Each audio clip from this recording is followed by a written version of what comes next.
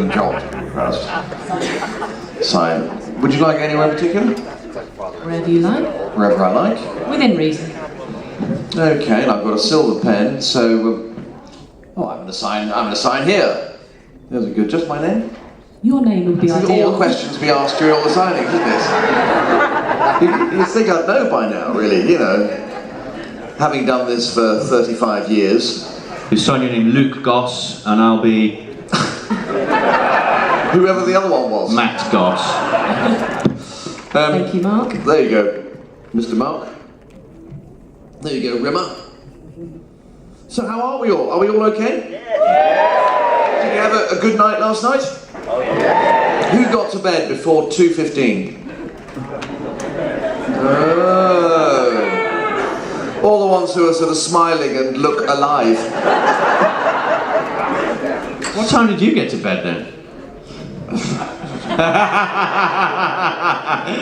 Typical questions, huh?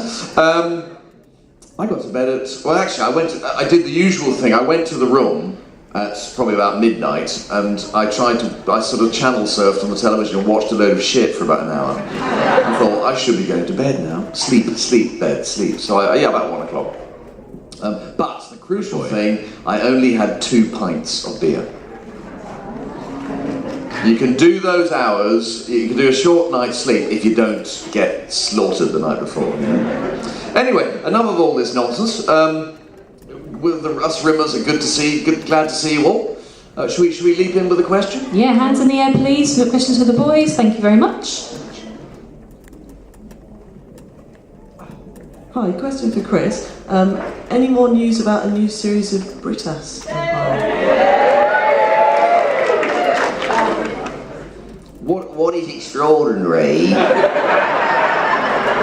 So what is extraordinary is that has become the most, you know, in science fiction convention, Red Dwarf, whatever world, that's become the biggest question. It's leapt up the charts. It used to be, what is the H stuck on with? It used to be, what's Craig like to work with? You know, so when's the Red Dwarf movie coming out? They've all disappeared by the wayside now, and we're now getting, when's the next series of Britas? Well, I'd love to say... Notice how he's not answering the question.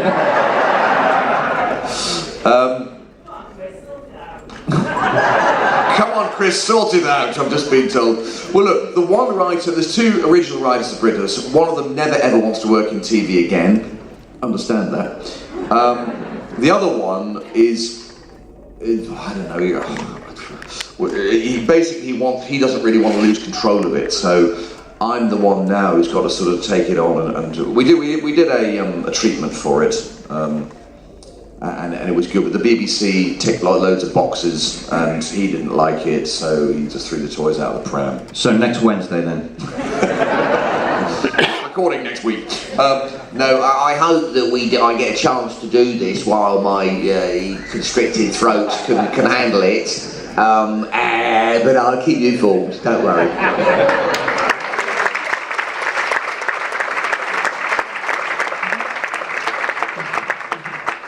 Okay, we've got our next question to Central here again.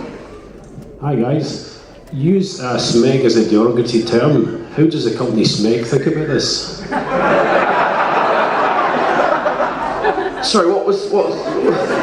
I didn't get the end of that question. It can't do anything but lift the brand, surely. What was the question? How does the company Smeg feel about the smegness of Smeg? Smeg fridges, isn't it? It's etc. That's the way, if everyone says, what does smeg mean? I just say, oh, it's an Italian fridge. How can somebody's hairdo be an Italian fridge? Your hair looks smegging. Well, that's Lister. Yeah, everything's smeg. Everything's smegged to Lister. And Rimmer. And in fact, all the members are addressed. There have been no lawsuits as present, so I think we're fine. Question for Doug, that is. I hope I don't say that too often in the next however long. Next one. Okay, just over here. Chris used to do Spitting Image, and that's quite a while ago. Do you still do impressions of people that are now current people? Do you do any? You can't, no. It took me 6 months to resemble you, so... Do you find yourself doing them still? You know, the people that are doing that now. I sort of do some. And things like that. Sort of do something. Obviously, yeah. If you ever saw, you know, my sort of full after dinner speech, it's sort of like a retro memory, you know, 80s sort of the 80s world comes alive. But I sort of I do a few people. I was quite disappointed that William Hague did not get further on in his political ambitions. And of course, you know, we've all been doing impersonations of David Beckham since he went to voice deepening classes. And then there was Tony Blair. Look, I'm not going to do.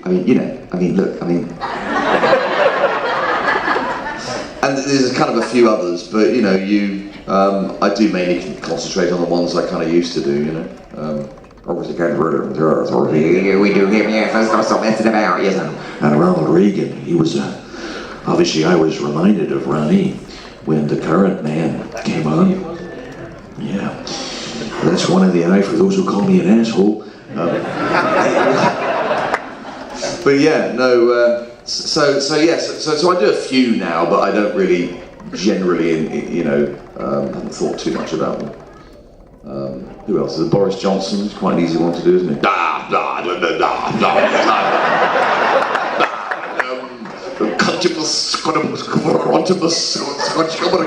Yes, and I told the Russian representative that, and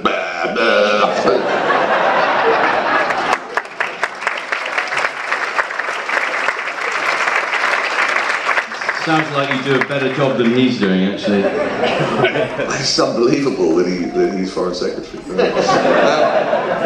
Anyway. Okay, next question sent to the room. Hi, this one's for Mark. Obviously, you play Arnold's older brother, and yet you look so much more youthful. So, what is your secret?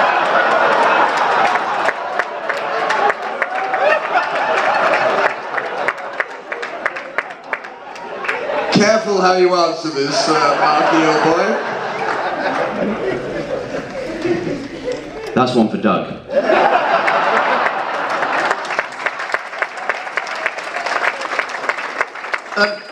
What's your name? And why didn't you get that damn memo?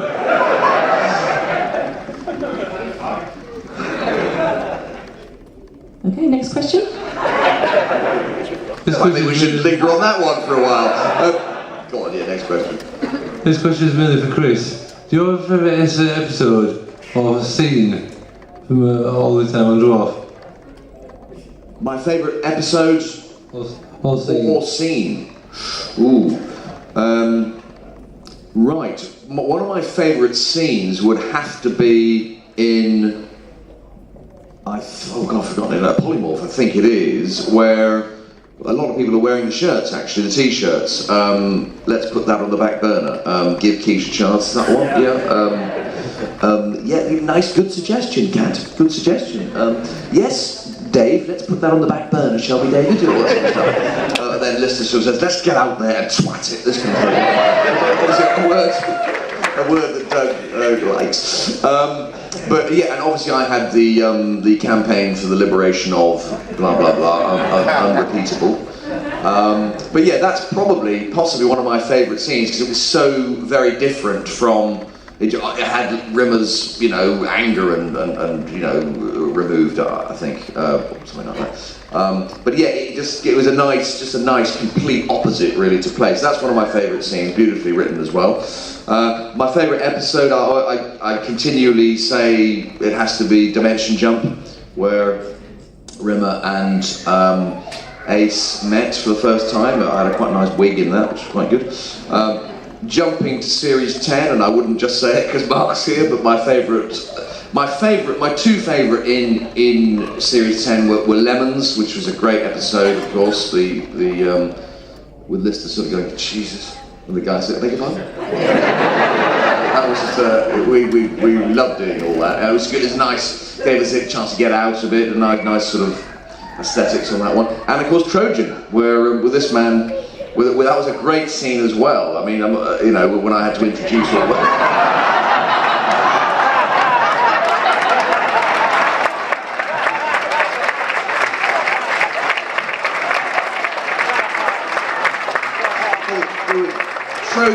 was very well written.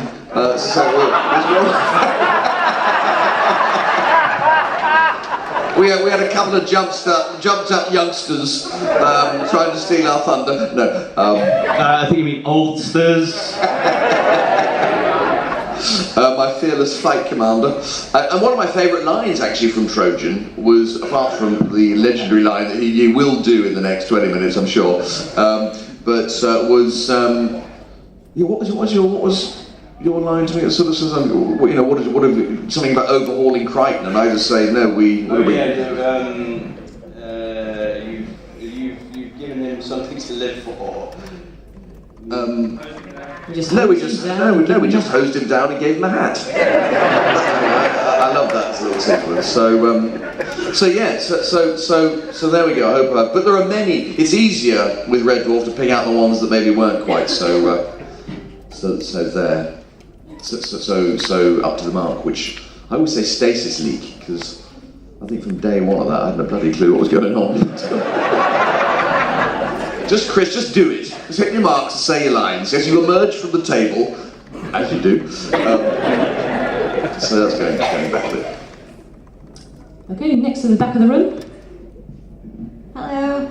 I've already asked this to Hattie and Steve, but I was just wondering, for us as people coming to Dimension Jump, it's a very exciting experience meeting you guys, but what's it like for you on the other side of the table, meeting people like us dressed as the characters that you emulate, seeing all the lines that you've created in the show? I know that at Sci-Fi Weekender you met an army of polymorph rimmers.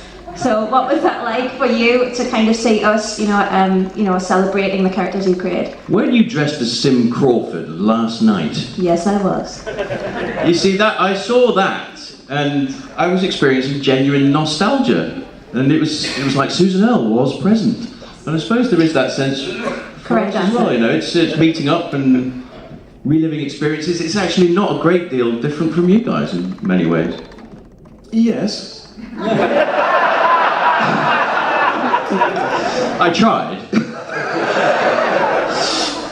Yes. I suppose it is. But yeah, that is. It kind of do you know what? It reminds you, or me, of 30 years of work and experiences I've had on this show. But I think these conventions. Obviously, the DJ is very different. It's dedicated Red Dwarf, but. Conventions are now such a big part of sort of my life, to be honest, that it becomes the norm, really, to meet the people who've made the shows what they are, really, because without the fans we would be nothing, to be honest. So thank you.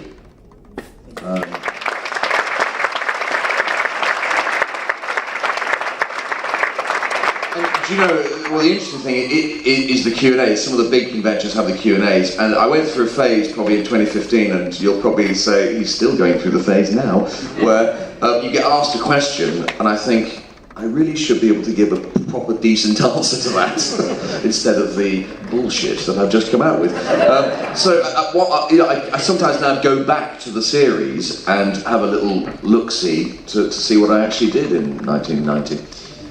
So that I can answer some of the questions more fully. Well, what you may be interested to hear is that I know that a lot of you guys find this your favourite convention, and that works for the actors as well. I know that lots of these actors do lots of conventions, and this is their favourite. There's something about this that is just a little bit different from the rest, so that's credit to you guys as well.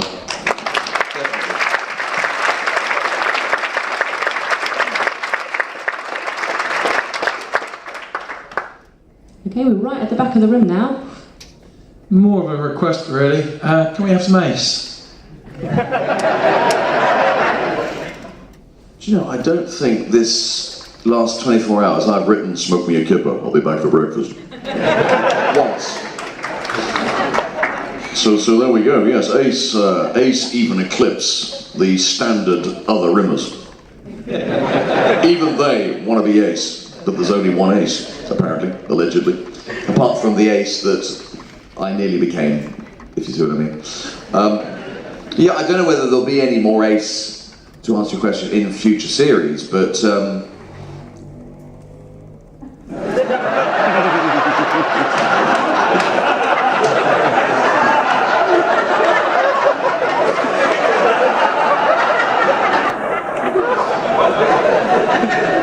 haven't had lunch yet. This is how the Q&As end, Chris. Here's a sort of...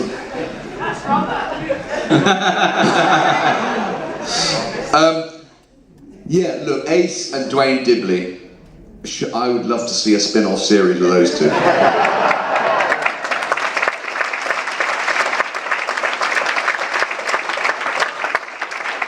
Sorry? Well, there certainly would be that. But I think they kind of work in a weird kind of way.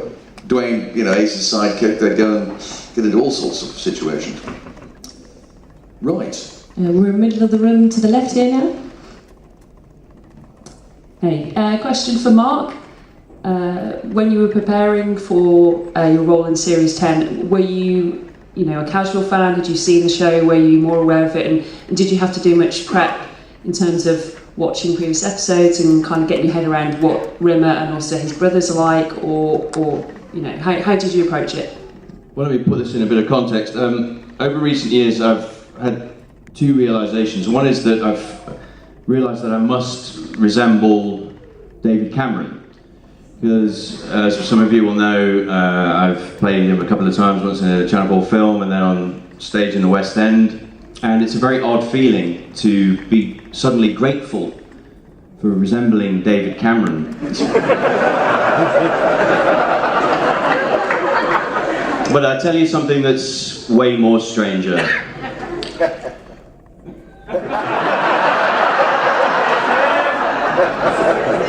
It's when you find yourself being grateful that you resemble a Weasley, cowardly git.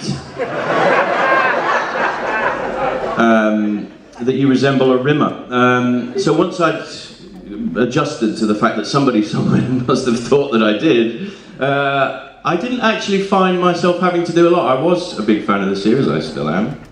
And I think you and I have similarities. It's quite clear, and I found myself able to... Some characters you spend ages and you just can never find them, but Weasley cowardly gits, I can just do them. Or you've cornered the market in resembling cowardly gits, haven't you?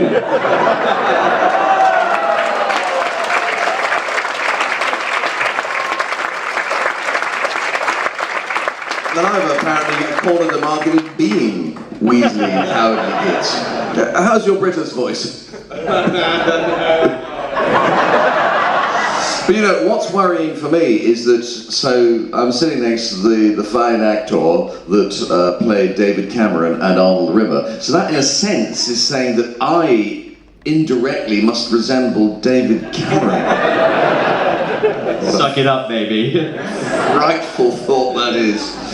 God, let's move on quickly. Okay, we'll wait on. What was actually funny, that more recently, I thought I'd refresh my memory about the show yet again, just so that I'm, on message. And the one episode I couldn't find was my own, so I ended up watching some bootleg on YouTube. I used to have a copy, but they stole my TiVo box. It was broken. They don't fix them, Virgin. They just take them away. So I've lost a lot of my stuff, including Trojan.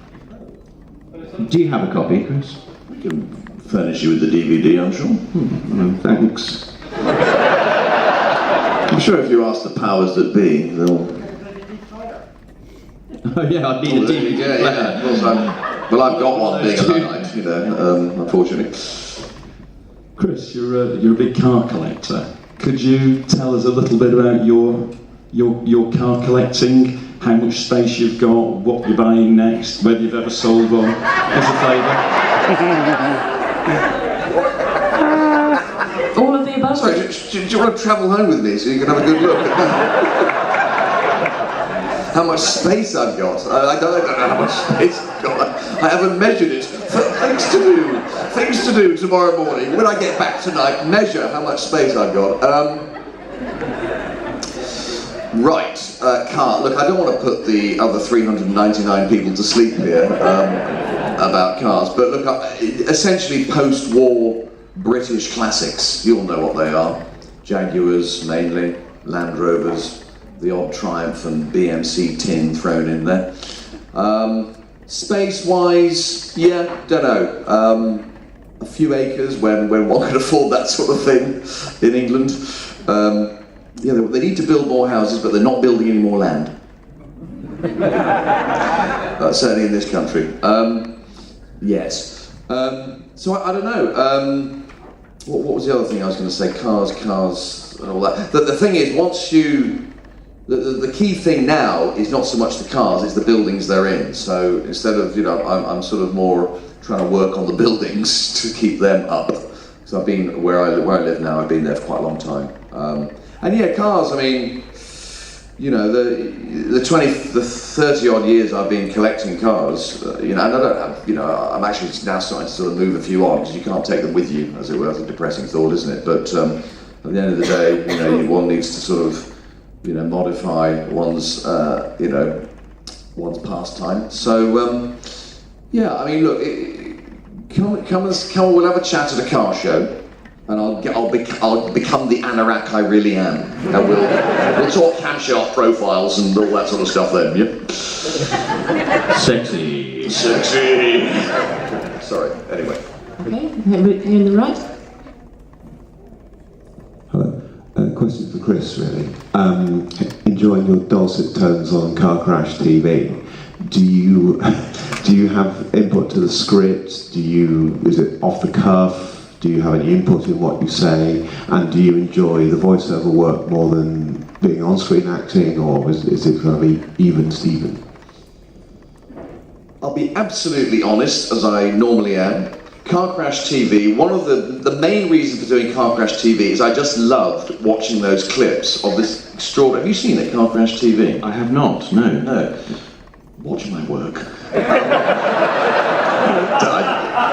It's just these extraordinary clips from dash cams of some of the most wild driving you've ever seen. Actually, I have seen it, yes.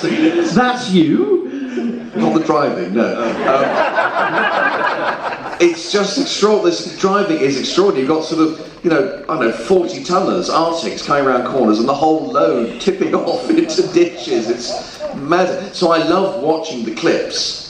And then they just sort of said, do you want to voice it? So I voiced the first series, and then they sort of said, we'll introduce a few different voices and characters and stuff in it, and now it's become quite a serious job. So, because when you allegedly do lots of different voices and accents and stuff, they sort of start just throwing them in there, but that actually makes the job quite tricky, because you need to almost take each, even if it's a one-liner, as a different character, that takes quite a big gear change, So I do enjoy it, but it's quite hard work. As I say, the reason I do it is for all those, to see all those amazing clips, But it has, we're in the middle of coming to the end of the third series now.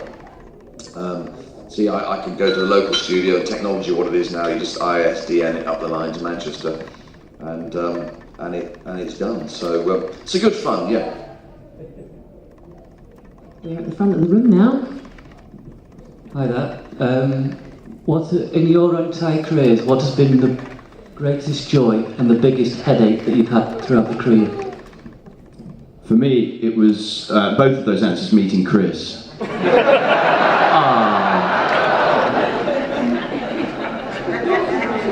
It started as the greatest joy. I was hoping it was going to be the other way around. I did work on you, but so to speak. No, my greatest joy is... That's a tough one. Wow, a tough one. In my career. Greatest joy in my career, blimey. I suppose in retrospect, it was being offered Red Dwarf. Because that's been such a, it's had, let's face it, it's got legs. It's been around for a long time, and the will is certainly there to make it go on even further. And it's been brilliant doing Doug's genius scripts. As I say, it's easy to pick out episodes that are sort of less excellent than others. Doug is not only a great writer, but he's a great quality control man as well. And of course, working with the boys, we're all very different, backgrounds and lives and everything. But once we get the banter going and we meet up, we've known each other from our 20s through to our 50s, and we really get on well and have a real laugh. And you know, the chemistry and the banter has been great fun over 30 years nearly. It's 30 years, 31 years actually. We first met in 1986, so yeah, that's been the greatest joy and the greatest headache. Yeah, doing Red Dwarf. Being told that the studios are smaller, you know, the schedule's shorter. We've got to pack this in this week. I mean, it's although we have a great laugh doing it. You know, it is hard work. Don't anyone run away that it's just a good laugh. You know, from start to finish. We all work hard, and we have a fantastic crew who make it easier for us, particularly in the latter day when most of the people in the studio are fans of the show, and they go that extra mile. Without them, we wouldn't be able to do the show, I don't think. It's been. To answer the headache thing seriously, I think it's been a bit of a headache why the BBC themselves didn't really want to take on doing Red Dwarf. I can't really understand why it's not on the BBC. But thank goodness Dave have become our new home.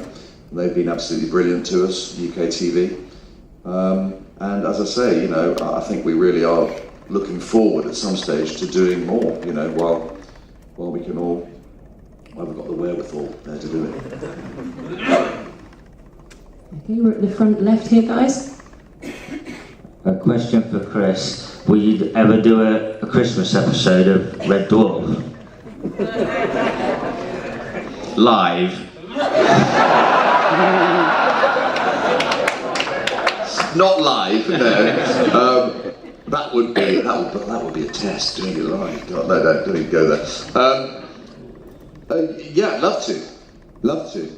Whether or not that fits into the scheme of things, I'm not sure. But yeah, a Christmas episode would be, you know, it's one of the only things that, you know, apart from the live show that people keep talking about, you know, that's one of the things we haven't done yet, you know. So that will be good. I think the whole idea of spin-offs is a goer as well. I mean, I had a few suggestions over the last few years for bringing back Howard's Way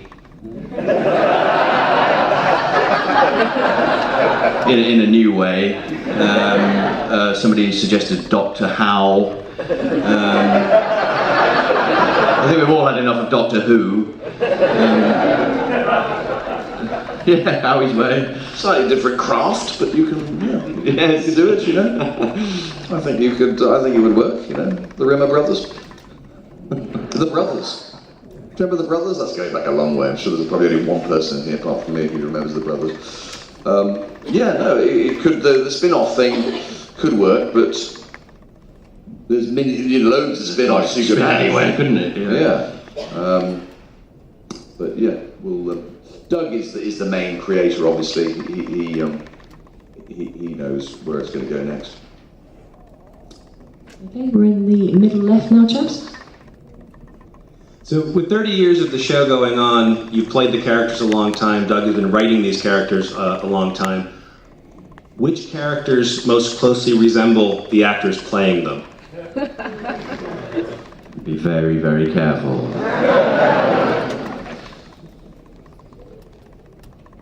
Rimmer. Do you know what? I wanted to play Lister.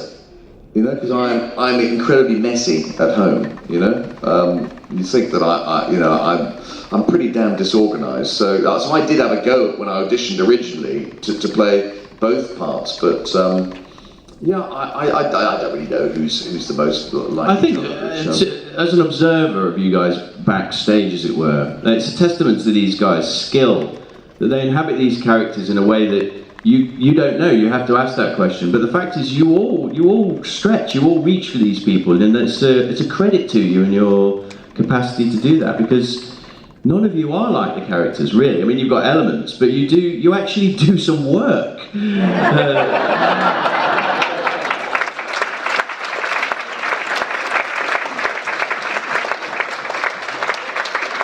Thanks, mate. That's all right. Thanks, mate. Thanks. Okay. Why have you been insulting me for the last hour? Suddenly you're starting to be nice to me. Is this Is this part of the great joy? I actually don't know. Well, we'll see. Do you know what? We might even get a free one if we're good. Oh, we've done that. We've done that. Taste of the plastic. We're in the centre of the room now, guys, here. Bit of a hodgepodge, this question. It's kind of for both of you. Bearing in mind the time spent obviously honing the character to play the brothers and things like that. I'm also wondering if there's a possibility of maybe a Brit-Ass reboot or a Red Dwarf Brit-Ass crossover, maybe. I'm thinking, a reboot opportunity with a younger actor taking the character on, or maybe...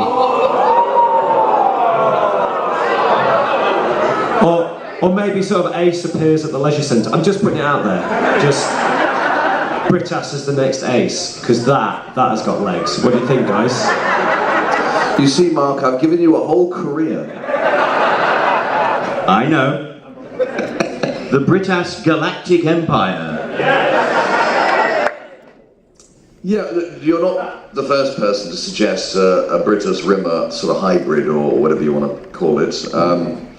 It would be interesting if they met. It would be interesting if they met. What would they make of each other? Yeah, it would be. It would be. Carol. These strange men have just walked into reception. Can you find out what they want, please? And the Rimmer will be sort of saying, "Who are you? What do you want?" Just. Do you know who you're talking to? Lister, who is this? It would be he'd be very suspicious of Brit-Ass to start with. But yeah, it will be an interesting, it'll be hard work, that's for sure. Both people who like talking SH1T quite a lot will be, but Robert would have an easy time. Crichton would come out with the odd long speech to sort of summarise everything at the end, probably, in a very sensible, Crichton kind of knowledgeable way, sir. But yeah, there'll be a lot of work for me there, so don't suggest that one too loudly. Okay, we're in the back left here, guys. This is a question for Chris. What was it like working on Blackadder, where you're a French revolutionary? Sorry, working on well, that was an interesting week. It has to be said, yeah. I mean, basically, all I remember of it was the director, who was a lady called Mandy Fletcher, wanted to sort of get on and direct, and most of the cast sitting around reading The Guardian.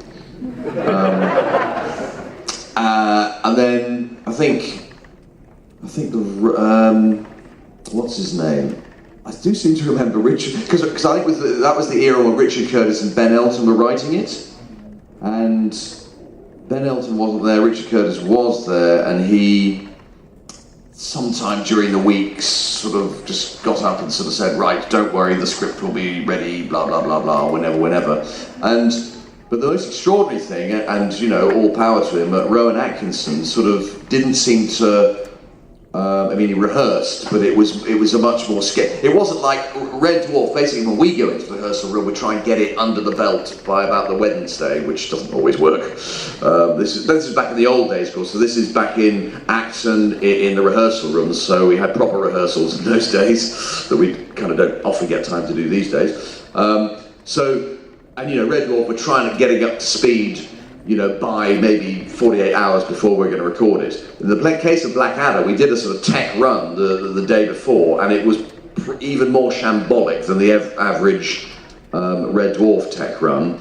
And then on the night, Rowan Atkinson, as I say, all power to him, brings out this extraordinary performance from nowhere, it seems, and so the studios, in many ways, seem to be a bit more less involved than say a Red Dwarf studio, but then there's probably less visual effects in a period comedy like that. Quite a very different week to a Red Dwarf week, but Blackadder, obviously a great show, and it was a great privilege to play a French jailer with a silly accent and a period costume and a good wig that I quite enjoyed. So very different week, great show, and really, flattered for them to have asked me. Okay, we've got time for one last question, which is over here, guys. So talking about the Rimmer brothers, we've obviously had Howard now, and yourself, Chris, you played Frank back in Time Slides. So there's still John left. Who do you think you'd like to see play John? Maybe Mark could come back since you've played Frank.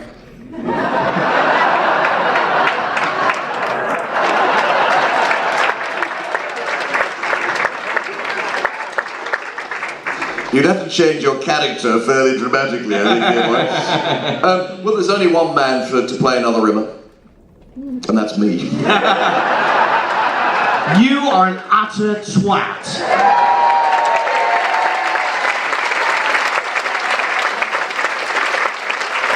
You have to have a syllable. No, look, that's a good way to go out, but I'll just mumble on a bit longer. No, I think, yeah, look, as long as we can, you know, as I say, today is the official, you will continue the mantle of Rimmer, because I'm clearly too ancient to do it. But, you know, the world of wigs are getting better, as is plastic surgery. So we'll keep batting along for as long as we can. But yeah, no, it'll be great to see more, you know, the Rimmer brothers coming along again. You know, there's a whole loads of things we haven't addressed, like Dungo being my dad. Yeah, upwards and onwards, fingers crossed. Thank you very much, everyone. Thank you. Ladies and gentlemen, Mark, Dexter and Chris Barrie.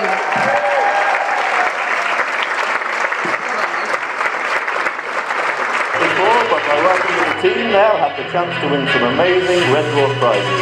There's only one thing standing in their way, the ace. Ladies and gentlemen, the ace is on.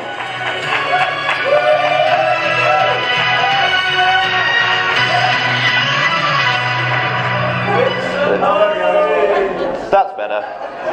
Hello and welcome to the ace. A lot of money. And so that is what is up for grabs tonight. Now, the more dollar pounds they bank during the game, the more prizes they'll win if they beat the ace in the final round. So the aim is to bring home as many dollar pounds as possible. So let's get started. First to face the ace, it's Andrew. Give him a round of applause. To join me on the stage, Andrew. Andrew, take this microphone. Turn his mic up, please. We are on handheld one. Well, that's what I'm going to find out. Pass. So, Andrew, how are you today? A little bit nervous. A little bit nervous. That's perfectly understandable. How long have you been a Red Dwarf fan? That is a very good question. Well delivered. Since full of body. Friday? About 20 years. So yeah, you're confident that your knowledge is up to scratch? Up to the end of Series 8, yes. So your specialist subject will be anything from the 80s or 90s? Yes. Nothing too modern. Well, that's fair enough. How's your weekend been so far? Absolutely fantastic. Good. And it can only get better from now. Let's try and get you some dollar pounds in the bank. Fingers crossed. Right, down to business. I will be asking you a series of quickfire Red Dwarf quiz questions, and each one that you get right is worth $1,000 pounds. Although I must stress that this is not real money. Hang on a minute. That's not what you told me before. Are you still willing to take part? Oh, go on then. Okay. Each one you get right is worth $1,000 pounds. You will have 1 minute to answer as many questions as possible, and if you don't know the answer, just say pass. I wish you the very best of luck. Are we ready, Danny? Chat amongst yourselves. I'm not sure how I'd do that, really, to be honest. This is one of our previous contestants. They got caught, and that's what happened to them.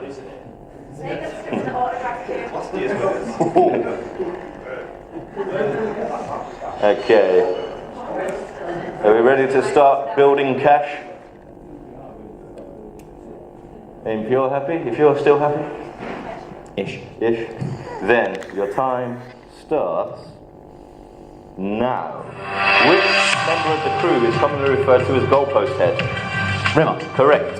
What is the name of Crichton's replacement in The Last Day?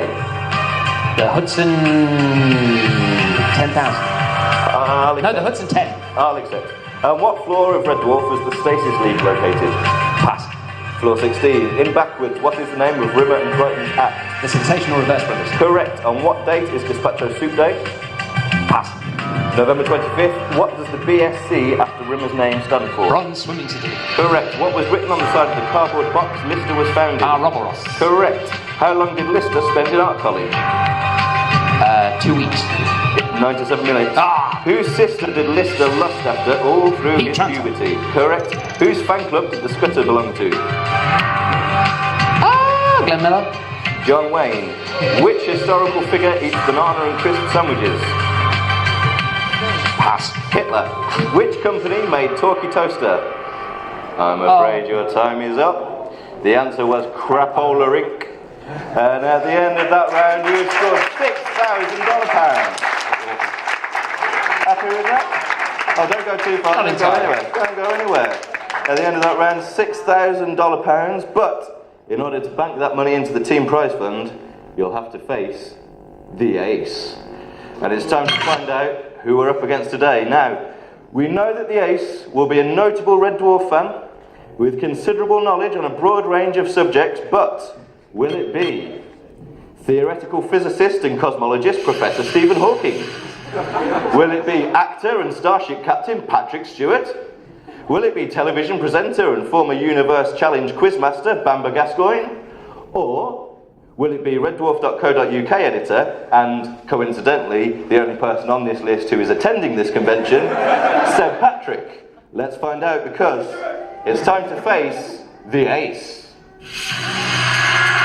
Oh, it's the website wizard himself, the journalistic juggernaut, the internet inquisitor, the scout slaughterer, Seb Patrick. Seb, how are you today? I'm very well. I'm feeling very beastly. Well, you're looking very beastly, I must say. A reference to a television programme. Yes. You're suited and booted, but are you feeling confident? Reasonably. That was a, decent first round, but, Gazpacho... I don't know what you were watching. 6,000, that's a good starting point, but I feel you should have had 1,000 taken off for not knowing Gazpacho Soup Day. Well, I'm afraid that is not in the rules, but... so, as you say, you did win £6,000 in the cash builder, so let's put that money on the board. And we need to cut to the board as well. Eventually, there will be a board that has $6,000 on it. That wasn't the good noise. In the actual TV show, they have editing in the TV show, so when something like this happens, it looks smooth. They also have Bradley Walsh. Yeah. Is that a good thing or a bad thing? Eventually, soon, there will be $6,000 on that board. The aim of the game is to bring the money to the bottom of the board, and so for every question you get right, you will take one step closer to home. But if you get it wrong, you stay where you are. However, the ace will also be answering the same questions as you, and every time he gets one right, he also moves one step closer, and if he catches you, you're out of the game. Now, as you can see, we have our $6,000 on the board, and you are currently 3 steps away from the chaser. However, if you want to make it easier by starting one step closer to home, the ace will offer you $2,000. Ooh. Or, if you want to make things harder by starting a step closer to the ace, he will offer you $10,000. Ooh. So, you can make it easier for less money, you can make it harder for more money, or stay where you are and stick with the $6,000. Remember, the more money you take into the final chase, the better your prizes will be. Let's ask the team, what do you think you should do, team? Stick with what he's got? You got 6,000, that's pretty good, but yeah, I think I'll stick. Okay, it is up to you. Is that your final decision? Stick to £6,000? Yeah, I can't drop it to 2. Okay. So yeah, he's taken the $6,000. What do you make of that? As a starting strategy, that's the way to go, really. Right, well, right. Let's try and get that money home. For $6,000, the ace is on.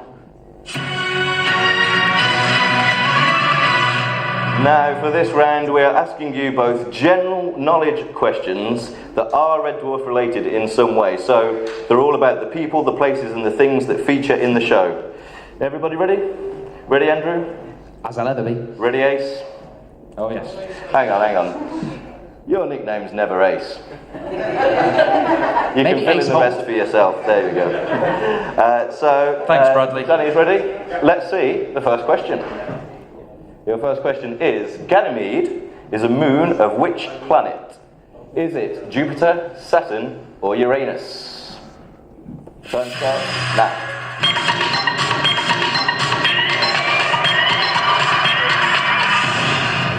So, Andrew, what is your answer, A, B, or C? I'm thinking A. He's thinking Jupiter? How confident are you? Not actually massively confident at this point, but it's the Jupiter mining core, so it would vaguely make sense. Well, let's lock in his answer. Let's lock in the answer A, and let's reveal the correct answer.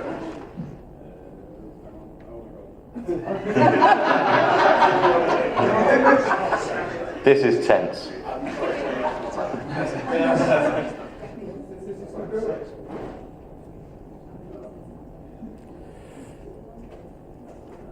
Anyone got a train to catch? Is this how they make the contestants look so tense on the telly? Yeah. They're actually waiting for ages. This is true.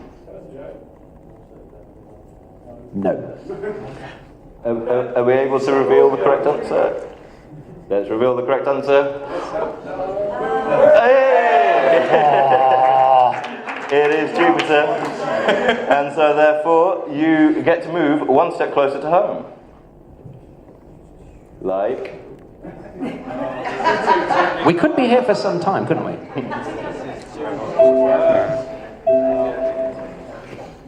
Well, yeah. I have seen this working, by the way. It does work. Eventually. Eventually. Dun, dun, dun. He's moving one step closer to home, eventually. Yeah.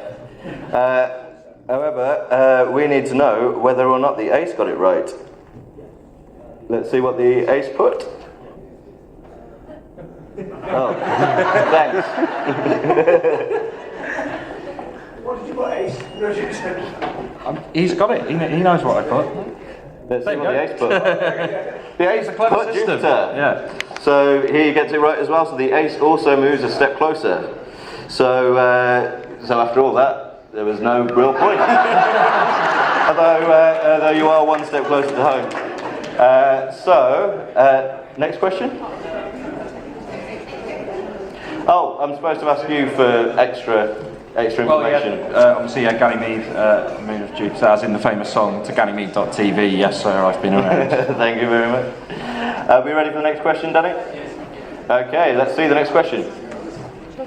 Lieutenant Commander Queeg is a character from which novel? The Caine Mutiny, Mutiny on the Bounty, or Treasure Island?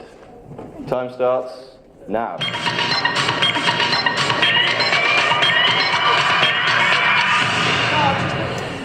Andrew, what do you reckon?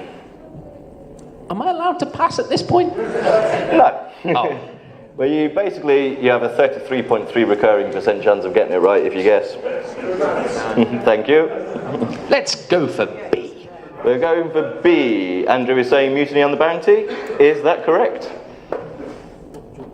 Oh, I'm afraid it was the other mutiny. This is Mutiny, Mr. Queeg, so I'm afraid you have to stay where you are, but how about the ace? Is he going to be breathing down your neck? Let's see what the ace put. The ace got it right, so the ace moves one step closer. It's getting a bit tense now. He's 2 steps behind. We've still got a little bit of a buffer, but we'll have to see. Ace, what do you make of that one? It was slightly, for a moment I was slightly hesitant, but the Mutiny on the Bounty is the more famous mutiny. It was on the tip of my tongue, but I've forgotten the name of the captain in that, but it is referenced in a Rob Grant novel. I think it's Incompetence. It mentions the Mutiny on the Bounty, but it's, yeah. But we can't remember any further details. No, we've done our research, as you can tell. Hang on, did you write the questions? Are we ready for the next question? No, we should point out that the ace does not know what the questions are in advance. Are we ready for the next one, Danny? Okay, let's take a look. next question. What is the capital of Fiji? Is it Hoover, Suva, or Tuva? That's Hoover, Suva, Tuva. Your time starts now.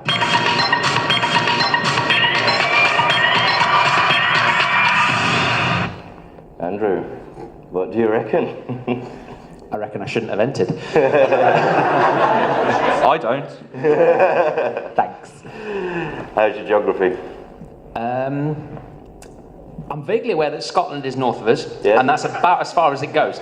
Right, well, let's see how we go. We're going to have to need an answer from you. Let's go for B again. Let's go for B, Suva. Let's lock that in, and let's see if it's right. That is correct. And he definitely knew that. That was not a guess. Which means you move one step closer to home, like so. But what about the ace? Let's see what the ace put. The ace put Tuva.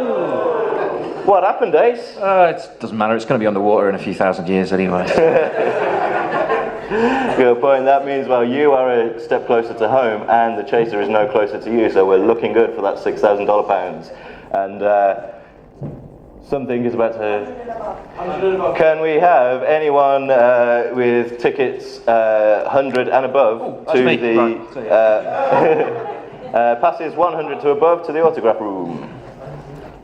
And now we lose half of our audience. Yeah, Kieran, stop coming and taking our audience, please. We can drive them away ourselves. And then come back afterwards. Okay, so that was another step closer, and that was a good round, but it's time for another question. Are we ready for the next question?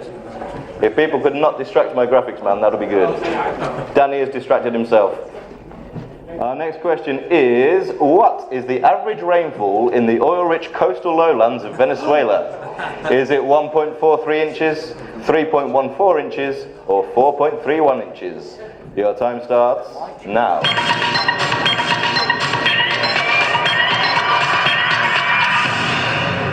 Andrew, you look perplexed. Yeah, okay. That's how I always look. That's nothing unusual. What do you reckon?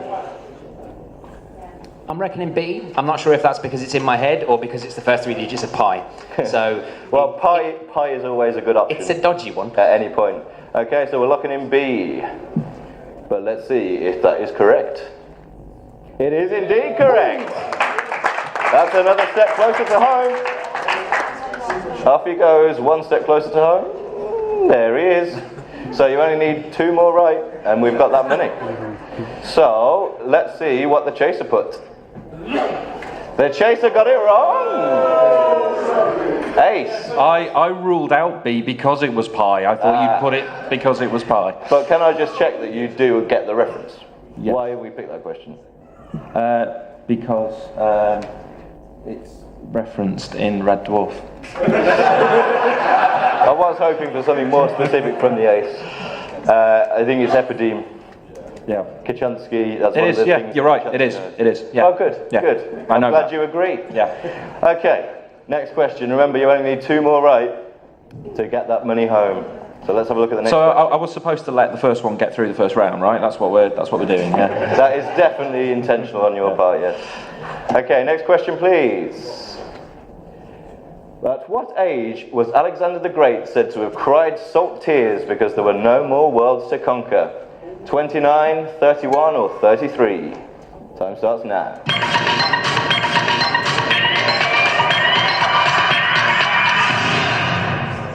What do you reckon? I'm going to go for C. It's going to switching it up. It's not staying in the middle. It's going for C, 33. Let's lock that answer in.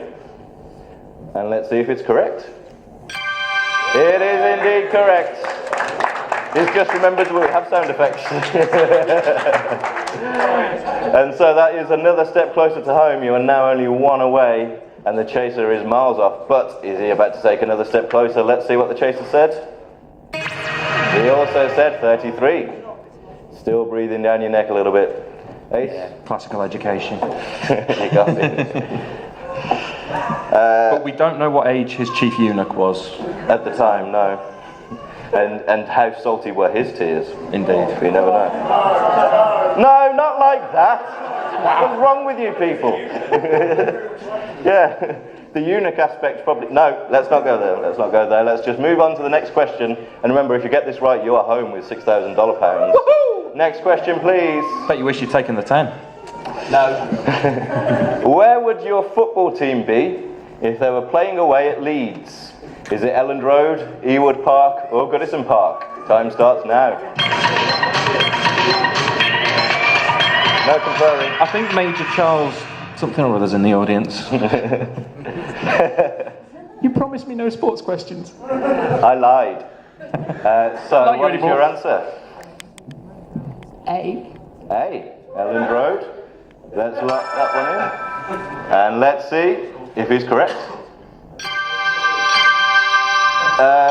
Yes!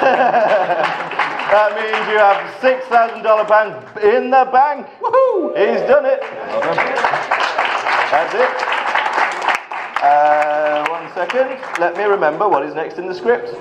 So yeah. Congratulations, you have beaten the ace and successfully added £6,000 to the team prize fund, plus you have booked yourself a place in the final chase and the chance to win some amazing prizes. Happy with that? Absolutely. Should you perhaps have gone for the bigger cash amount? No, I wouldn't have been able to take the pressure. That is true. Ace, the first one's good got round. away from you. Very well played. You made some very similarly reasoned guesses to me, but some of yours were right. I did know Elland Road, by the way, as well. I want to... Yeah, that's it. And there is well the played. proof. Very good. I look forward to defeating you in the final round. Well, we will see. But for now, very well done. Go and relive your team. Go and rejoin your team. That's better. And give Andrew a big round of applause. I'm from Scotland. Just put it a bit closer to your mouth. We've got Yvonne here from Scotland, and have you been a Red Dwarf fan for long? Since the very first episode ever. You watched it as it went out? Yeah. 1988? Yeah, 1988. Wow. Yeah. We have one of the longest term fans of Red Dwarf ever on stage right now. How's your weekend been so far? Fantastic. Fantastic. And is this the highlight or the low light? We'll see in a minute. We'll find out soon enough. Okay, it's the same rules as before. Okay. You'll have 1 minute to answer as many Red Dwarf questions as you can, and for each one you get right, it's worth £1,000. Okay. Are you ready? Yes. Are you ready? Danny? Are we ready for the cash builder? No. I'm going to chat to you a bit more. What's your specialist subject when it comes to Red Dwarf? I've not got a very good memory for the past few years. Okay, so the older stuff you're comfortable with, the more recent stuff, not so familiar. And I think that's fair enough, considering you've had less time to re-watch it over and over again. Well, okay, I have successfully filled, and we are now ready. Flawless. Okay, we are ready for the cash builder. 1 minute is on the clock. Very best of luck. Your time starts when my question page loads up. Your time starts now. Which crew member dreams of owning a farm on Fiji? Lester. Correct. In Last Human, what is the name of Rimmer's son? Pass. It's Michael Magruder. What's the nearest planet to the sun? Neptune. Correct. What is the name of the cat people's promised land? Tushai. Correct. What is the name of the department store visited in Back to Earth? Price Smashers. What is the name of Butler's ship? The Nova 3. What flavour of Breville does Torquay Toaster offer Holly? Ham and cheese. Correct. According to the novels, what is Lister's favourite film? Casablanca. It's a Wonderful Life. What brand of lager does Lister drink? Liquor. Correct. Before he became a dinosaur, what type of bird was Pete? Sparrow. Correct. Which character sang the theme tune for Meltdown? Oh, Elvis. Correct.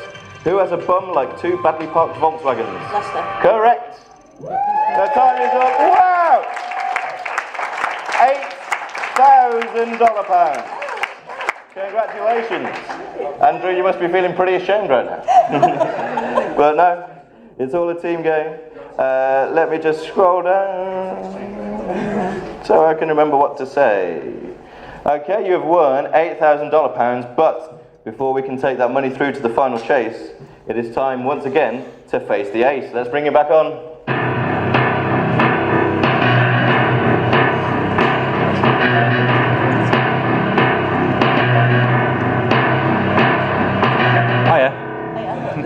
sinister as fuck. I mean, as Smeg.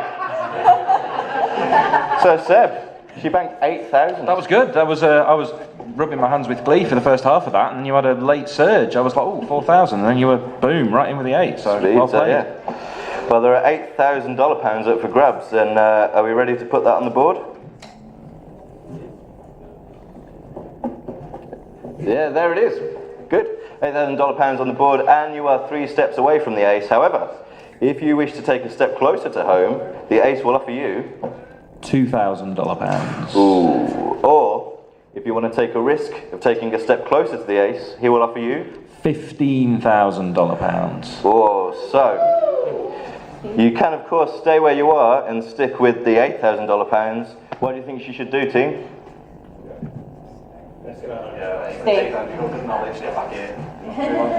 Steve. We're going to stick with the £8,000 pounds. Ace, what do you make of that decision? I would probably have done the same. I thought I might be able to tempt you with the really high amount, you know, get those prizes in. But yeah, appreciate your team want you home. Okay then, well, let's see if we can bring that money home for you. For $8,000 pounds, the ace is on.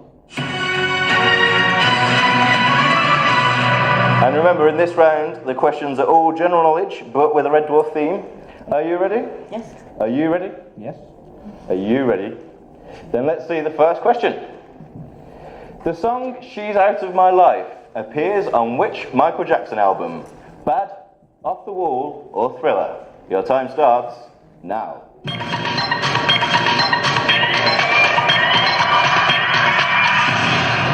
Yvonne, you a Michael Jackson fan? No, but I think it's Off the Wall. You think it's Off the Wall? Let's put that answer on the board. And let's find out if she's right. She is indeed correct. Good start. We move you 1 step closer to home. In a bit. But first, let's see what the ace said. The ace also knew it, Off the Wall. Did you know that ace? It was. I knew it wasn't bad, and I was fairly certain it was Off the Wall. But okay, well, you've moved a step closer to home, and there it is. But the ace has also moved a step closer to home, very much as you were. But remember, you are still 3 places ahead, so he's not made up any ground on you yet. Okay. We're doing all right. So, are we ready for the next question? Yes. Let's have the next question. Who was the first hologram to perform at the Coachella Festival? Was it Kurt Cobain, Michael Hutchence, or Tupac Shakur? Your time starts now.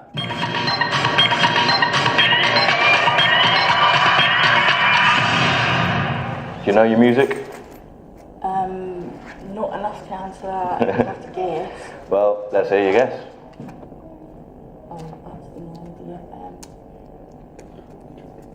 It was a hologram, he must be dead. Well, yes. I'll say Michael Hutchence. We're going to say Michael Hutchence. Let's put that answer on the board. And let's see if it's right. Yeah. No. No. Oh. Sorry. Let's see if it's right. Oh, what a surprise. It's not right. It was Tupac Shakur. So you're going to have to stay where you are on that step. But how did the ace get on? Let's see what the ace put. He put Tupac Shakur, which means the ace takes a step closer. Ace? yeah, not many people know that in Tupac's backing band that day was Hercule Platini. Ah. So hologram joke. Yeah.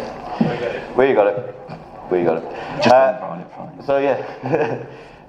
I'm afraid that means the ace. Kieran wants to take some more of our audience away. Anyone with the number 51 or above, you can now go and join the queue. But do come back afterwards to see the thrilling conclusion of the chase. Oswald, shortly after he assassinated John F. Kennedy. Was it John Sapphire, Captain James Emerald, or Jack Ruby? Your time starts now.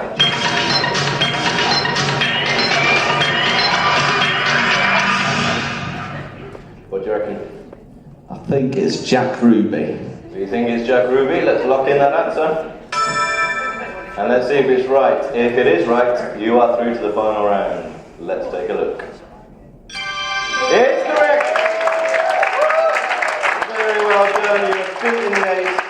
You have added another £7,000 to the team prize fund, plus booked yourself a place in the final chase and the chance to win those amazing prizes. That was a close one. That was, what a guy.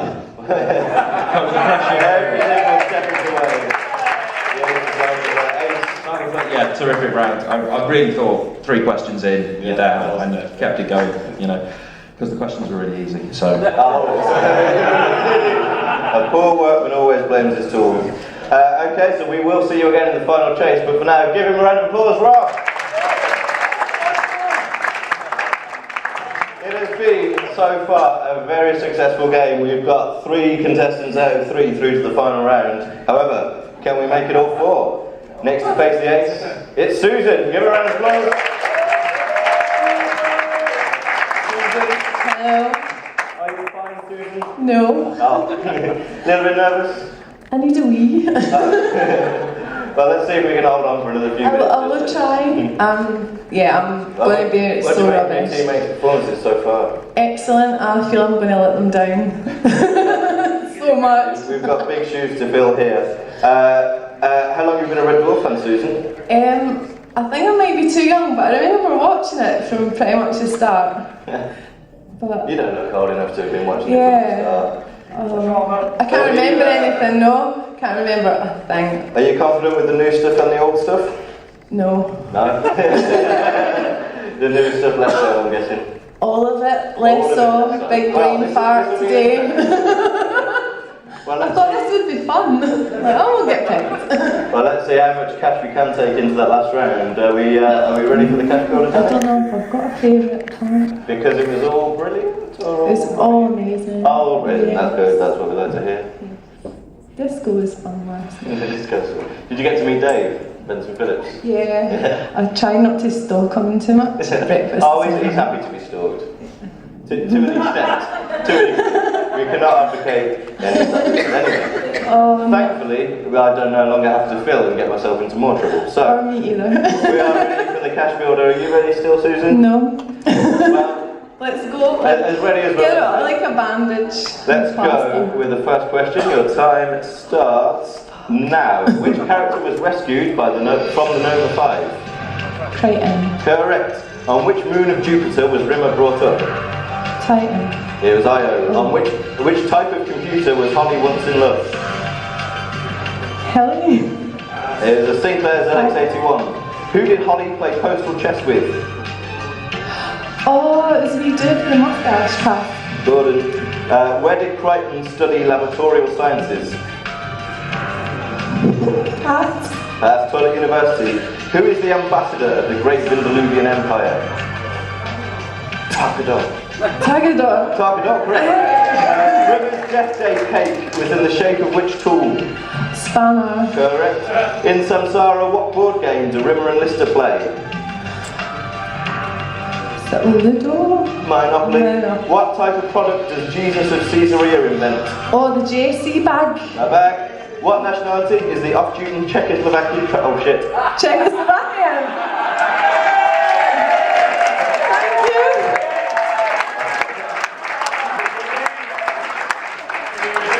Does anyone have the number for Bradley Walsh? Really urgent. No, you're better.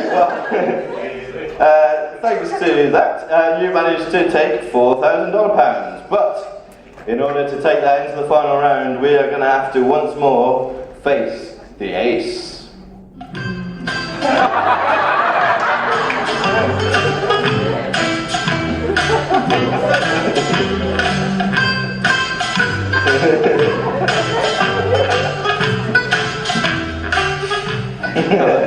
What did you make of that round, Ace? I appreciated the assistance that was being given. Me too. Partially, in one instance intentional, in one very much not. I knew I was going to, but it just trips off the tongue to Czechoslovakian traffic warden. Not to do your job for you, by the way, but I think just as a reminder, so we know the amounts going into the final round, that you probably haven't kept track of it because you've been busy. No. So far you guys have accumulated $22,000, so bear that in mind when considering these final figures. Well, yeah. So currently, from your cash builder, we have brought forward £4,000. That's it on the board, and there it is, 3 steps in front of the ace. However, if you want to take a step closer to home, the ace will offer you minus $2,000. Oh! He is being mean. So, if you take a step closer to home, it will actually cost you money. However, if you want to take the risk and take a step closer to the ace, he will offer you $38,000. Whoa! So that would take it up. 60. That would take it up to a total of 60. Let's take. So you can stay where you are for 4, or you can take a step closer. Or what do we think, team? Stay where you are. You know, of course, if you do take the step closer to home, you may lose money from the final prize fund, but you do have a greater chance of being in the final. But do you still want to stick to where you are? Don't look at your teammates' faces when you answer that question. If I get a pen or something, I'll be happy. Let's stick with that is the consolation. We'll stick with the $4,000 Yes. Okay. The stairway. No one has taken a single offer of the aces today. Ace, what were you hoping for? It would have been nice to bring a step closer to me so that they could then have a high pressure round in which they won $38,000, because that's probably what would have happened. We'll never know. We'll never know. Okay, so we're playing for $4,000 and the ace is on. Your first question in the chase is: which Bond film featured the T-72 tank as used in Beyond a Joke? Was it GoldenEye, Tomorrow Never Dies, or The World Is Not Enough? Time starts now.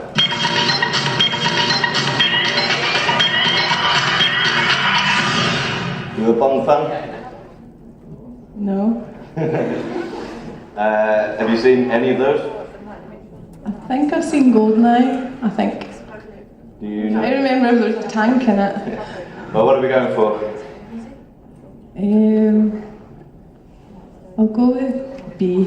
Tomorrow Never Dies. We're going for Tomorrow Never Dies. But is it correct? Oh, it was GoldenEye. So you stay where you are. But will the ace be moving a step closer? Let's see what the ace put. He knows it. So when Bobby said yesterday he had a friend who owned a tank, did he actually mean Pierce Brosnan? Yeah, apparently so. Ron Hong. Maybe he shouldn't have been living there. No. So no one got the reference. Okay. Did anyone get that reference? Yeah. Thank you. Thank you. It was either someone got that reference or a Nazi salute. It's quite hard to tell. Okay, so you're staying where you are, but the ace has moved a step closer. He's only 2 steps away now. Let's see if we can get you down the board with the next question, which is: on which Sunday of June is Father's Day celebrated in the UK? The first Sunday, the second Sunday, or the third? Your time starts now.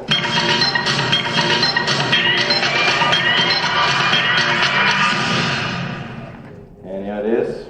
It's not the first. No. Oh, we can rule that one out. So it's a 50-50. I'll go with third. We're going for the third Sunday. Let's lock that one in. And let's see if it's correct. It is indeed. We're off the mark. We're taking a step closer to home. And let's see if the ace also got that one right. He did not. I happen to know that the ace is himself a father. So what does that tell you about my daughter? He was going to be pretty pissed off in the second Sunday of June if it wasn't for this. So no, the ace stays where he is, and you move a step further away, so we're back to 3 steps ahead. This is looking good. Let's see if we can make even more progress towards home with the next question. Goodbye to Love is a 1972 song by which musical siblings? The Carpenters, the Osmonds, or Jedward? Your time starts now.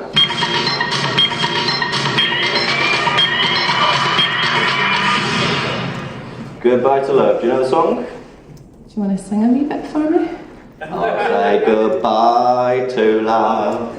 Now I never cared if I should live or die. You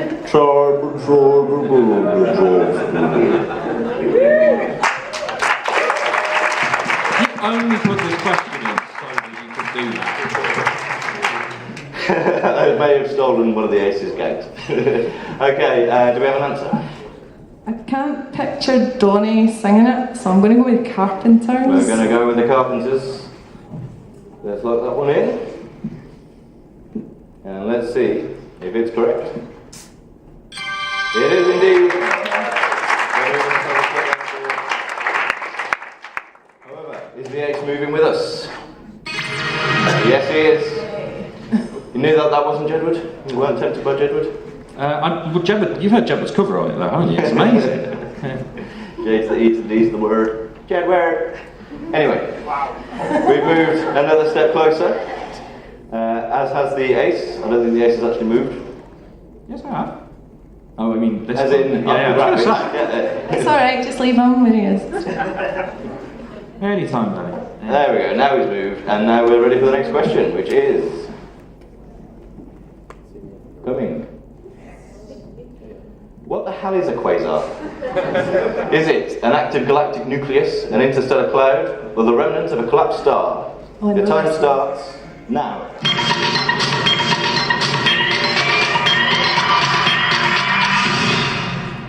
What the hell is a quasar? Is that not the light beam that comes from a star when it collapses? It's like the energy? So which like of those three? C, I would go with. We're going to go for C. I think. The remnant of a collapsed star.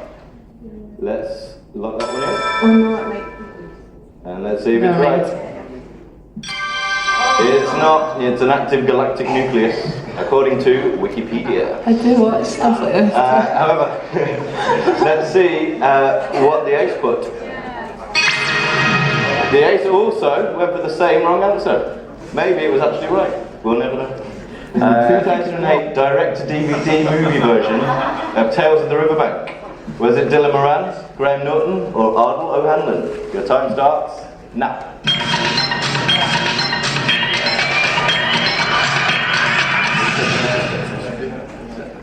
Okay, have you seen this particular version? You know what, I haven't. Has anyone seen this particular version? No. However, let's see which of these Irish chaps it was. Who do you reckon? I'm going to go with Ardal O'Hanlon just because I like him. Good choice, Ardal O'Hanlon. But is it correct? Let's take a look. It is indeed. Father Dougal has pushed this a step closer to home. We're only two away. However, is the ace joining us another step closer? He is indeed. Yeah, Ardal's actually a guest at the Hammy the Hamster convention that I'm doing next weekend. So. Okay, that's coming up next week in the Nottingham Crown Plaza. Okay, you are now 2 steps away from home. It's looking good. The chase is still 3 steps behind you. So let's see if we can get you even closer with this next question. Titan has been covered. Titan is a moon of which planet? Jupiter, Saturn, or Uranus? Your time starts now.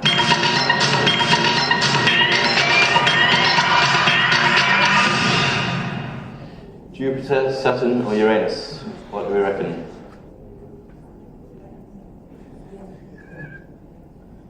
Can I wait for Jupiter or say Saturn? You're going to say Saturn? Yeah, I think so. We're saying Saturn. Let's lock that one in. And let's see if it's right. It is indeed.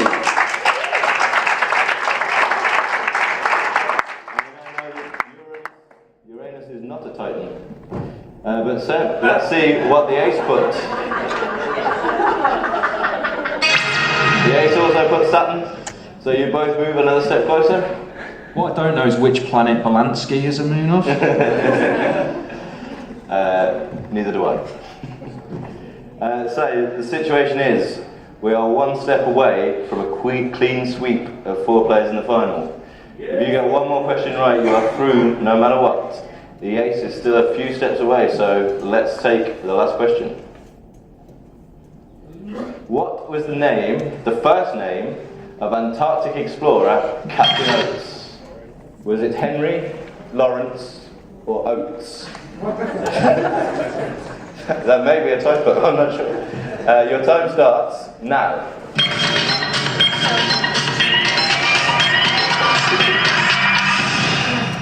Okay, Henry, Lawrence, or Oates? Was his name Oates? Lawrence?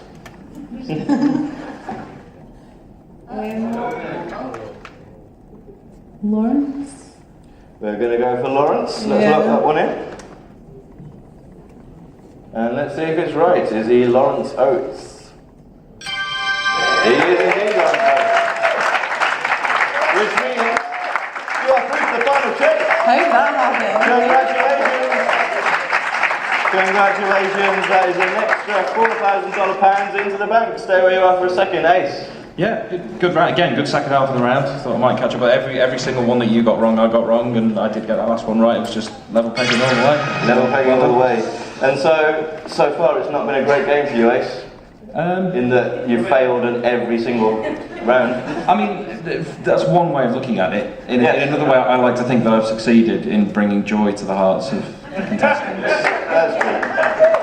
Look at the joy. Well, and I will succeed in bringing failure to the hearts of the contestants in the final round. So. Well, we'll see about that. So yes, that is another £4,000 through to the bank, and you have got your place in the final chase for a chance to win those prizes. Go and rejoin your team. Big round of applause for Susan.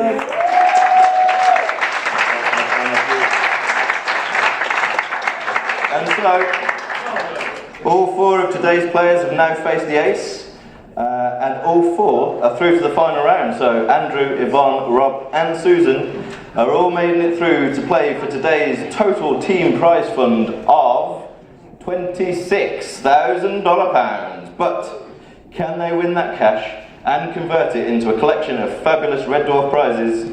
In order to do that, they must first face the final chase. Ding ding diddle diddle ding ding diddle diddle ding ding diddle diddle ding. Can I have the other handheld mic, please, Danny? So for this round, what we're going to do is you're going to be stood behind your table, if that's all right, contestants. You're going to take a stand, share a couple of microphones between you. How are we all feeling? We're all through to the final round. Excited? Oh yeah, absolutely. Are we confident that we can build up some? Nice. So yeah. Well, the way that this works, you must work as a team to answer a series of questions, and they are especially tricky Red Dwarf questions, I can tell you. We are on the buzzer, and we're against the clock.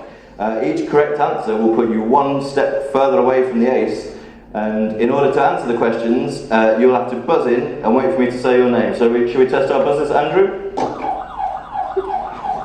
Yvonne? Rob? And Susan goes. Power! And so remember, when you buzz in, wait for me to say your name, and then you give your answer. And if you're stuck, you can buzz in and say pass, and you have to do that before I can move on to the next question. You will have 2 minutes to answer as many questions as you can, and then the ace will come back on stage and try to beat your score with his own set of questions. And the good news is that as 4 of you have made it through to the final chase, you get a head start of 4 places ahead of the ace. Now, all our questions are equally difficult, but would you like to answer questions A or questions B? The choice is yours. Yeah. Go for A? We're going to go for A. So the ace will answer B a little bit later on. Okay. Am I still filling? I'm still filling.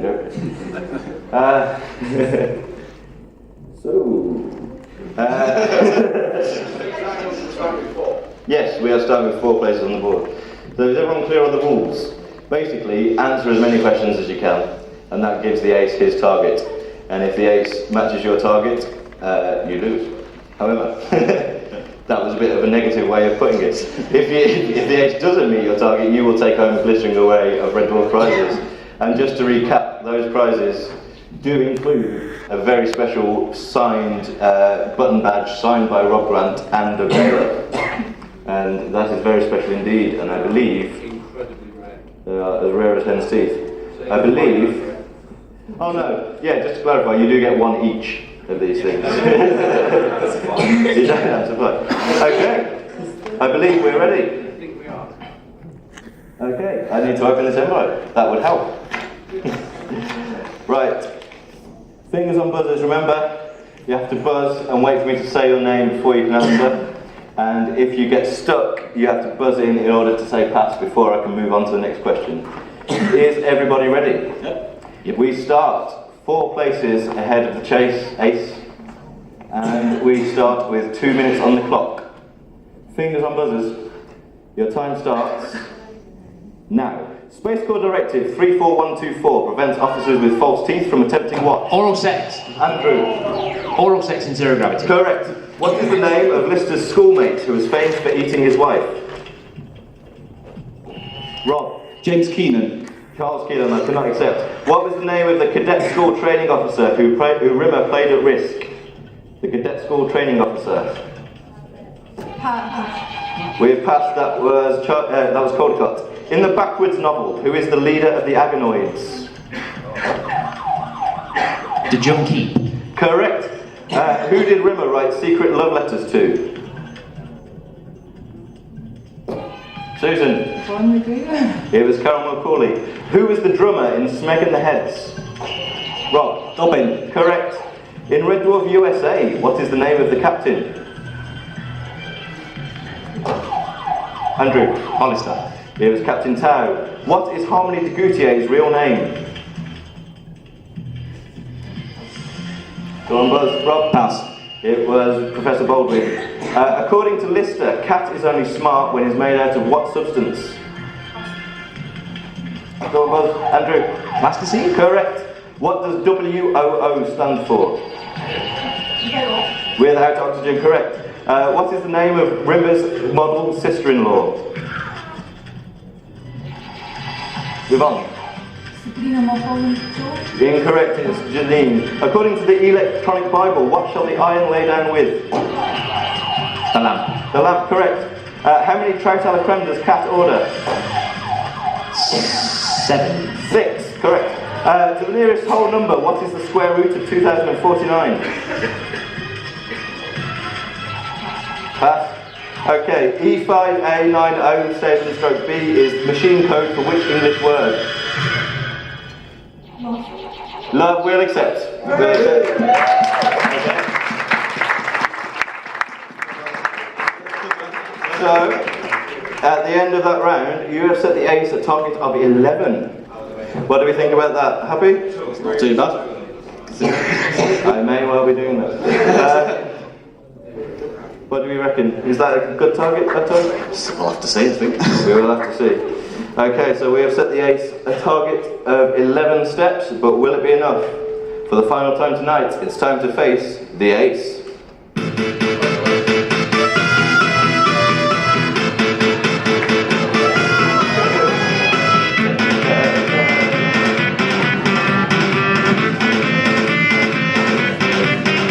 The final zone. Okay, Seb, ace, what did you make of that? Decent score. I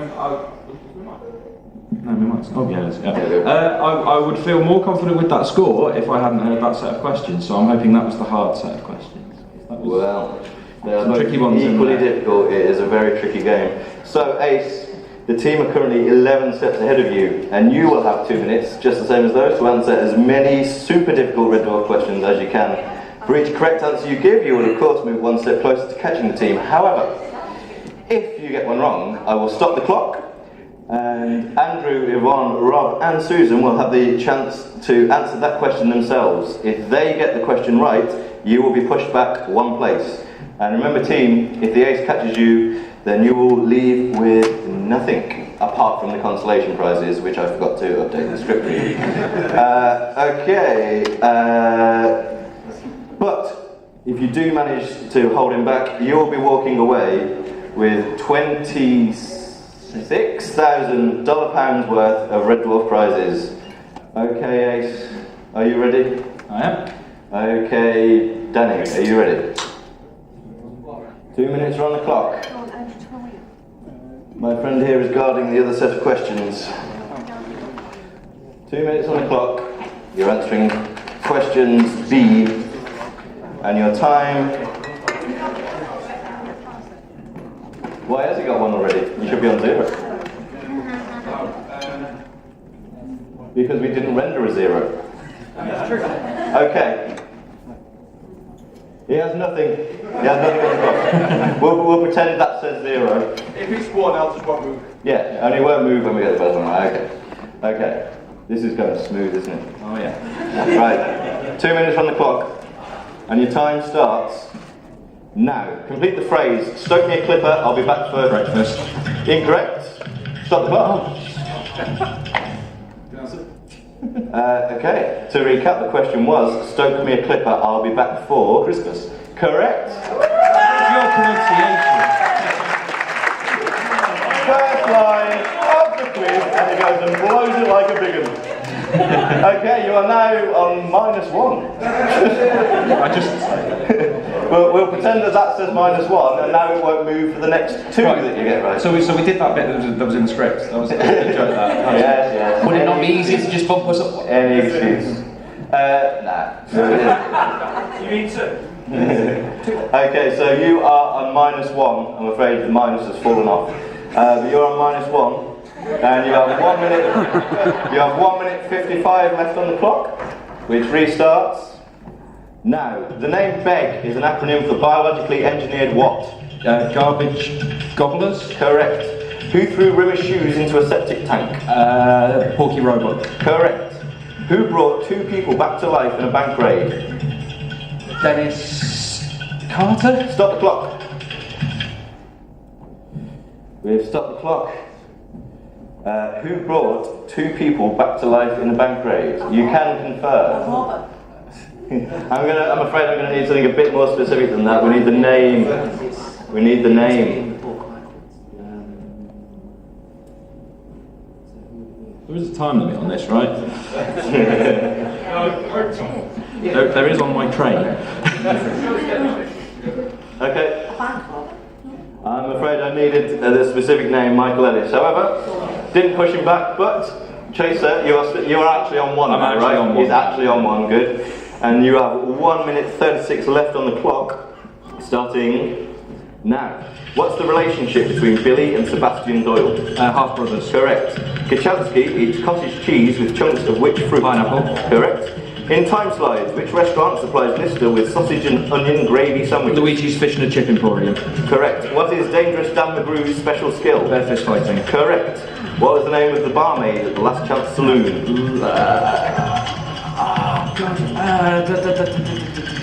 Loretta? No. Stop the clock.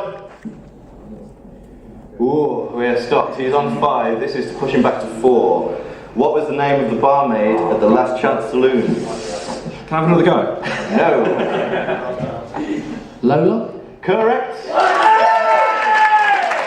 ace is back at 4. We're back at 4. And you have 1 minute and 8 seconds on the clock, which restarts now. Which drug-crazed Nazi transvestite is more of a Latin? Correct. What is the name of the former crew member that Snacky once served? Michael Anderson? Stop the clock. The former crew member that Snacky once served. To push the ace back once more.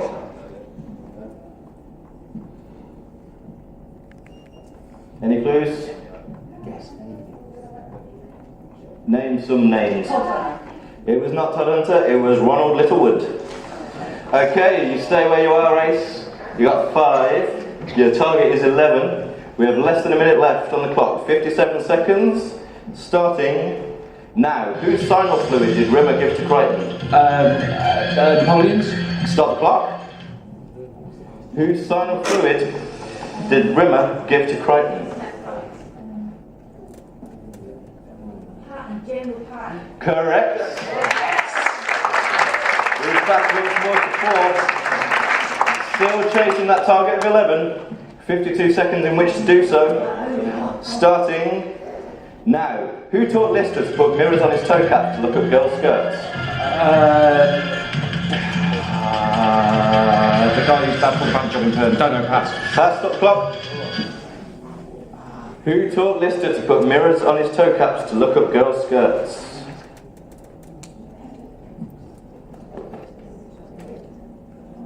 Gonna have to hurry you. Was it his stepdad? It was not, it was his friend Duncan. So we all stay where we are. We have 41 seconds left. You're still chasing that target of 11 and you're on 4. 41 seconds to do it. Starting now. How many salim is there to knockball? 961. Stop the clock. This is going well. How many salim to knockball? It's a number. There's your clue. It was 871. We were close, but no cigar. So everyone stays where they are. And we're moving on. There are 35 seconds left on the clock. You can still do this, Ace. So your time restarts now. Who sold Lister Freaky Fungus? Please. Stop the clock. Who sold Freaky Fungus to Lister to push him back even further?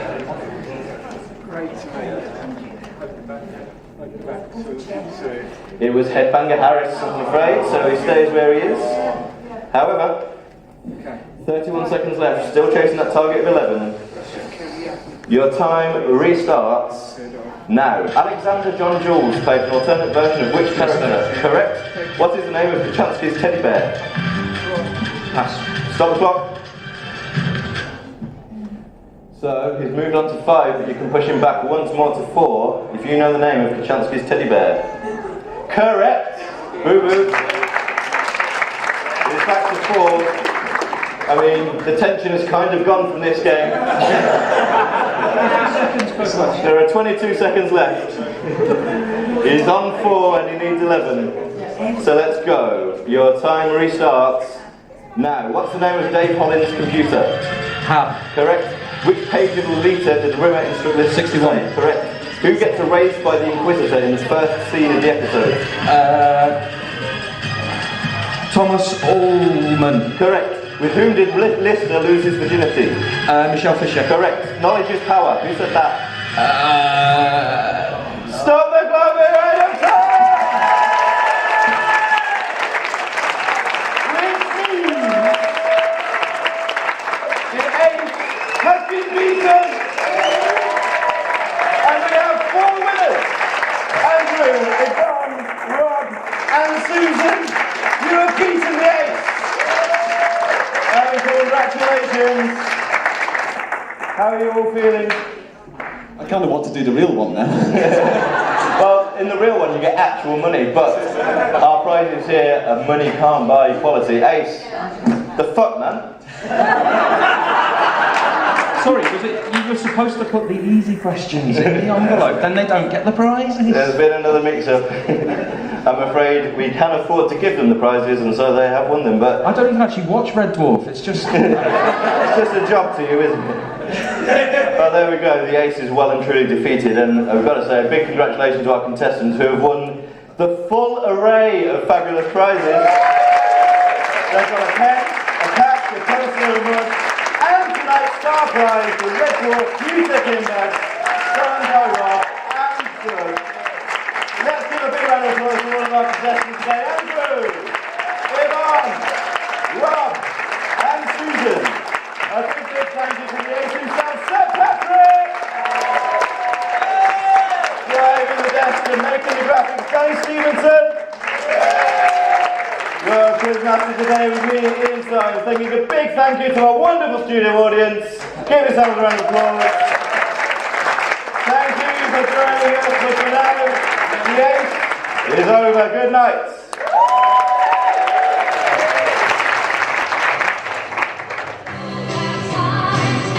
Sing along.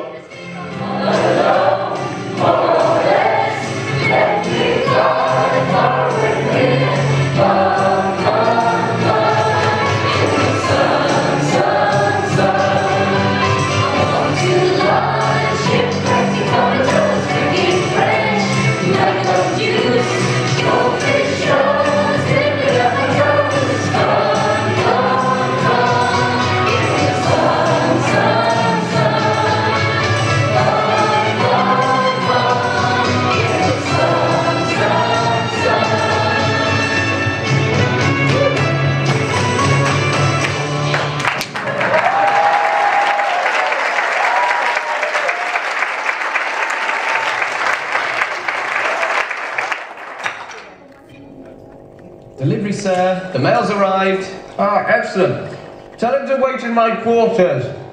And fetch him some tara masala. Yes, sir. The postpod's here as well. Oh, excellent. Let's see.